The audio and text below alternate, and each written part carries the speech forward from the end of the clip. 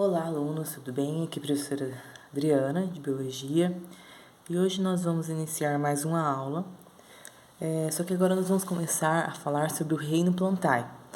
Nós estávamos falando sobre alguns tipos de seres vivos, como os vírus, bactérias, né? E agora nós vamos falar do reino plantae. Nós vamos iniciar, então, com as plantas mais simples, até nós chegarmos nos grupos mais complexos. Bom, nós temos aqui uma árvore filogenética que chama, tá? Que retrata, então, o surgimento dos 4 grupos do reino plantae e as características novas que foram surgindo ao longo do tempo para que fossem denominados, então, esses novos grupos. Tá? Então, a provável filogenia dos principais grupos.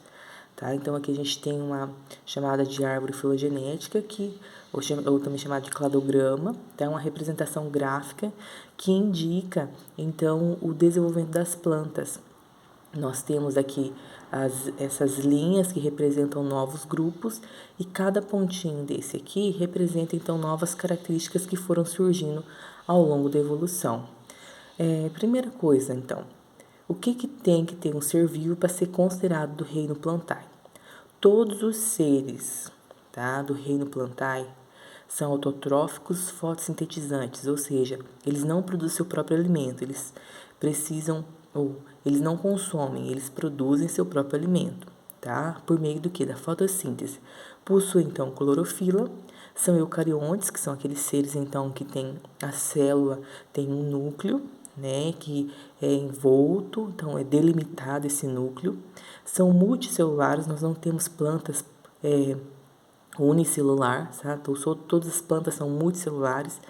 Tem uma parede celular, então além da membrana celular, tem uma parede celular que envolve a célula do reino plantae, dos seres do reino plantae. Tem presença de amido, tá? Que é para reserva energética. O ciclo de vida é chamado de aplobionte e diplobionte e os embriões são protegidos. Então, todas essas características fazem o ser pertencente do reino plantae. A principal delas é ser autotrófico fotossintetizante, ok? Bom, acredita-se então que as plantas teriam se originado a partir das algas verdes, tá? Então, a partir dessas algas verdes, né, que são seres do reino protoctista e são seres aquáticos, né? Acredita-se que essas algas começaram a ficar em ambientes um pouco mais secos, em ambientes mais superficiais e ao longo do tempo foram se adaptando ao ambiente mais seco, desprovido assim de tanta água. E a partir daí começaram a surgir então as primeiras plantas terrestres, tá? Então, o surgimento tinha essas algas verdes e a partir daí surgiu o surgimento das embriófitas, que são as plantas com embriões protegidos. E aí nós temos as primeiras plantas aí que são as briófitas. Hoje nós vamos aprender sobre as briófitas e as pteridófitas, ok? Vamos lá então para as plantas briófitas. As plantas briófitas, então, são as primeiras plantas que surgiram, tá? No ambiente terrestre. E são as primeiras plantas que elas se estabelecem em um ambiente inóspito, que chama, um ambiente que não tem vegetação. Elas são mais simples, elas não têm um porte grande, igual a gente tem as plantas angiospermas, por exemplo, que são as frutíferas, essas árvores de grande porte. São plantas simples, não vão ter raízes, folhas, tronco. Os seus representantes são os musgos, tá? Também chamado de tapete verde, né? Que tem locais úmidos como paredes, pedras, rochas, tá? E a gente tem aqui musgos em tronco. Então, as características gerais são avasculares. As briófitas, elas não têm vasos condutores. Os vasos condutores da seiva, das plantas, é como se fossem as nossas veias. Elas transportam os nutrientes dentro da planta, tá? Para que a planta consiga sobreviver. Então, nós temos 2 tipos de seiva, a seiva bruta e a seiva elaborada. Entretanto, as briófitas elas ainda não vão ter essa vascularização. Então, não apresentam todos os tecidos. O transporte de água e nutrientes ocorre na célula por meio da difusão osmose, então, em vez de ter vasos condutores, ocorre esse transporte de água e nutrientes por outro processo, que é chamado de difusão e osmose. Não tem sementes, nem flores, nem frutos. E aí, o desenvolvimento reprodutivo dessas plantas, elas têm duas fases, chamadas de fase gametofítica e outra fase esporofítica, tá? Então, ela vai se desenvolver em uma das suas etapas por esporos, tá? Então, embora não tenha um valor taxonômico, englobaremos no grupo das briófitas os musgos, as hepáticas e os anthoceros. São vegetais de pequeno porte que ainda necessitam de água ou meio úmido para a reprodução. Então, as plantas briófitas, elas são totalmente dependentes da água para a reprodução. Além disso, elas precisam da água também para transporte de nutrientes, tá? E também da água para a sobrevivência. São plantas que vivem em ambientes apenas úmidos. Então, as primeiras plantas a se estabelecerem foram as briófitas. Aqui a gente tem um exemplar aqui do musgo. Apesar da gente ver ele como um tapete verde, igual a gente tem aqui na imagem, se aproximássemos um microscópio, por exemplo, de uma estrutura, nós conseguiríamos ver essa estrutura aqui do musgo. Então, ao invés de ter raízes, caules e folhas, igual as outras plantas têm, tem estruturas semelhantes. Em vez de raízes, vão ter rizóides, o cauloide, que daria lugar ao caule, e os filóides, são estruturas mais simplificadas, ok?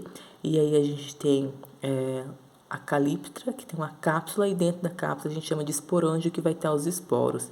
Bom, cada parte dessa estrutura corporal aqui de uma briófita, ela corresponde a uma fase de desenvolvimento. Então, a gente tem a fase gametofítica, do gametófito, e a fase esporofítica, que aqui vai estar os esporos que vão servir para reprodução. Então, nos esporos, o indivíduo desprovido de clorofila, essa estrutura aqui, que se desenvolve a partir do embrião, contido no arquegônio do gametófito feminino, contém filamentos que sugam nutrientes do gametófito. Apresenta uma seta que segura a cápsula que produz esporos por meio da meiose. Tá? E a gente tem o gametófito, que é a fase duradoura, que é a fase que vai persistir por mais tempo, que é a fase da vida mais desenvolvida de uma briófita, apresenta primórdios, então esses aqui são os antecessores de raiz, caule e folha. Os filóides apresentam células como os cloroplastos, que então vai ser o local que vai realizar a fotossíntese. Os rizóides têm a função de sustentação, absorção de água e sais minerais. E o gametófito brota a partir dos esporos liberados do esporófito, e normalmente tem sexos separados. Então, apesar de ter plantas com estruturas e aparência bem simples, elas têm toda uma estrutura corporal, rizóide, cauloide, filóide. Aqui a gente vai ter os esporos que vão servir para a reprodução, tá? E aqui a gente tem o ciclo de vida, então, geralmente são plantas então de sexo separado. Nós vamos ter uma planta feminina e a gente vai ter uma planta masculina, né? Então, a planta masculina vai liberar então esses gametas, que vai atingir o arquegônio, que fica na estrutura gametofítica, e vai haver então a fecundação, né? Apesar de serem simples, ocorre o desenvolvimento gametofítico também. Depois de desenvolver o gameta, então surge o esporo, a fase esporofítica, que vai sair os esporos. São essas pequenas bolinhas aqui, que são lançadas então no ambiente. E vai surgir um novo gametófito. E assim a gente tem novos exemplares dessa espécie, ok? Então, a gente tem aqui o ciclo de vida de um musgo. A gente tem a parte gametofítica e esporofítica. Então, esses esporos da esporofítica vão ser lançados, então, no ambiente, que vão produzir gametas por um processo chamado de mitose, que vai formar o gametófito. Esse gametófito, então, tem as parte masculina e feminina, então plantas diferentes. A masculina vai lançar gametas na oosfera, que é a parte feminina, e aí vai surgir então um novo exemplar. Então, briófitas, os primeiros exemplares de plantas terrestres, ok? São as primeiras plantas que estabelecem ambientes inóspitos, são avasculares, não apresentam tecidos verdadeiros, são avasculares, mas são plantas, tá, que dependem muito da água para a reprodução e sobrevivência. Bom, essas são as briófitas. E aí nós temos as pteridófitas, tá? Bom, as pteridófitas já são o segundo grupo, então, de plantas que se estabeleceram. E aí nós temos novas características surgindo nesse grupo. São plantas que vão apresentar um porte maior, já vão apresentar folhas, né? E os exemplares são as samambaias e as avencas, como exemplo.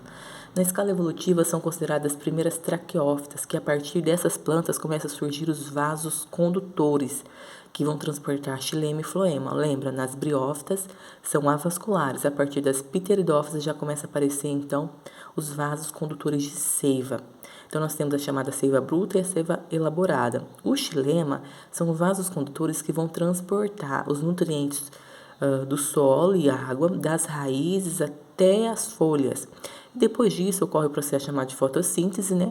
E aí, das folhas para o restante da planta, volta outra seiva, que é a seiva elaborada, e se chama floema. Apresentam geralmente maior porte em relação às briófitas, graças à maior eficiência no transporte de seiva. Então, conforme essas plantas foram adquirindo essa capacidade de transporte de nutrientes a partir de vasos condutores, elas conseguiram adquirir, então, maior tamanho. Além disso, são as primeiras plantas a possuir tecidos reforçados de lignina, que conferem melhor sustentação. Vivem em diversos lugares, florestas, campos e muito utilizadas como plantas ornamentais. Uma semelhança com as briófitas é que elas são dependentes da água para a reprodução. Então, briófitas e pteridófitas são plantas de lugares assombreados e úmidos, tá? E dependem da água para o seu processo reprodutivo. E aqui a gente tem os exemplares de pteridófita. Então, são as primeiras traqueófitas, que são dotadas de vasos condutores, têm tecidos verdadeiros, mas ainda não têm sementes, nem flores, nem frutos. Tem a fase também esporofítica e gametofítica, e geralmente são encontrados em ambientes úmidos. Bom, a gente tem aqui o exemplar, então, de uma samambaia comum.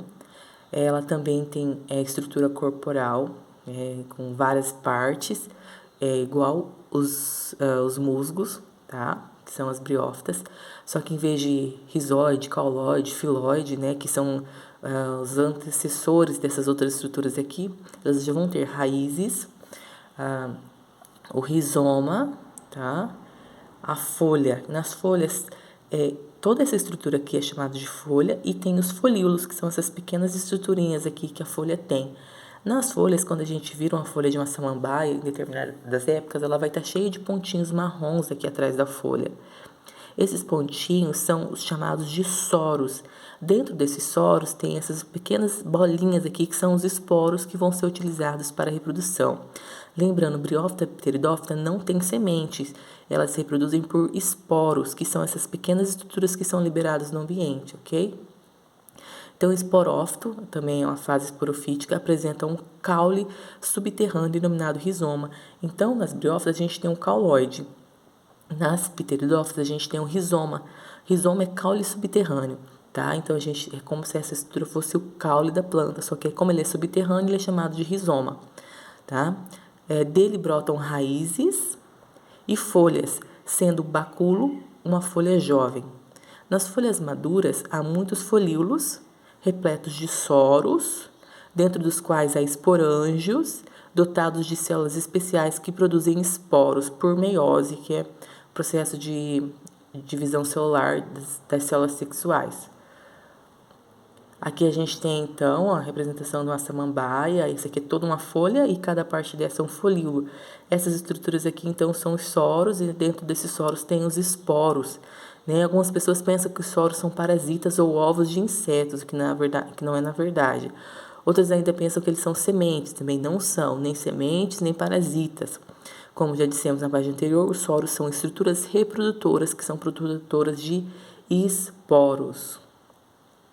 A gente tem aqui a organização corporal de uma samambaia comum. Então, a gente tem aqui essa estrutura que é chamada do gametófito, tá? Que vai ter, então, o protalo, que é como se fosse uma folha em formato de coração.